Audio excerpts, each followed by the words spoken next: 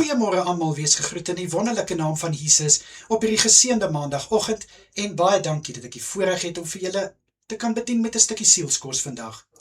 Kind van God, weet jy hoekom is dit so belangrik vir Jesus dat ons ja is en ons nee. Kom ek verduidelik gou vir jou. As jy vir iemand wat jou iets vra, sê ja, ek sal dit doen. En dan môre besluit jy, nee wat, ek gaan dit nou nie meer doen nie. Wat beteken jou woord dan? Net mooi niks nie.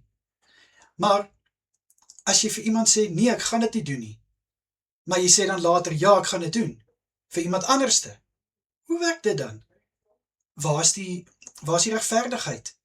En ook, my boetie en sissa, wat gebeur is, as jy vir een ja sê en 'n ander een nee sê, is dit waar verdeeldheid so vinnig plaasvind. En dis hoekom Jesus ook verder in die vers van Matteus 5 vers 37 sê, enige iets meer as dit is van die bose. Dis nou waar Jesus gesê het, julle ja moet ja wees en julle nee, nee. Maar meer as dit is van die bose. Wat beteken dit? Dit beteken dat die regverdigheid is nie daar nie. Want dit is onregverdig as jy vir een sê, ja, ek gaan dit vir jou doen. Ja, ek sal dit vir jou doen. Maar vir 'n ander, nee, ek gaan nie. Hoekom nie? Omdat jy dalk miskien nie lus is om dit vir daai een te doen nie, of jy hou dalk nie van daai een nie. En my boetie en sissa, dis moeilik. Dit is bitter moeilik. Maar ons moet regtig op 'n plek kom waar ons begin ons aksies by ons woorde sit.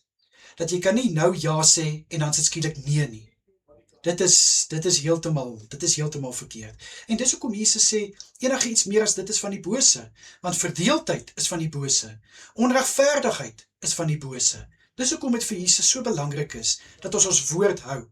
En dis ook hoekom in Openbaring 3 vers 15, Jesus sê, dat of jy is warm of jy is koud, maar jy kan nie lauwarm wees nie, want dan spieg ek jou uit my mond uit. So wat sê dit vir ons? Jesus hou nie daarvan, as jy, hoe kan ek dit nou stel? Mense sal sê dubbele standaarde. Ja, mense kan dit eintlik so noem, dubbele standaarde het, soos vir een groep sê jy ja, ander groep sê jy nee. Teenoor 'n ander groep is jy koud en teenoor 'n ander groep is jy warm. Ons kan dit nie doen nie, my boetie en sissa, en ek weet, dis nie maklik nie. Ons mense, dis baie uitdagend. Maar met die leiding en met die krag van Jesus Christus kan ons dit oorkom. Kan ons met dit werk, my boetie en sissa. En dis hoekom dit so belangrik is dat ons by ons woord hou. Dat wanneer jy ja vir een sê, moet jy vir 'n ander ook ja kan sê. As jy nee vir een kan sê, moet jy vir 'n ander ook nee kan sê. Dis wat ek graag met jou wou deel vanoggend, my boetie en sissa. Ek glo en vertrou, hierdie woord gaan iets oopbreek en jy gaan net 'n beter understanding hê. Dit klink net vir my beter om dit so te sê, understanding hê. Tussen ja en nee en warm en koud. Lekker dag vir elke een. Kyk mooi na julleself en natuurlik as dit die Here se wil is, bring ek môre weer vir julle 'n stukkie sielskos. Tot dan. Totsiens almal. Bye bye.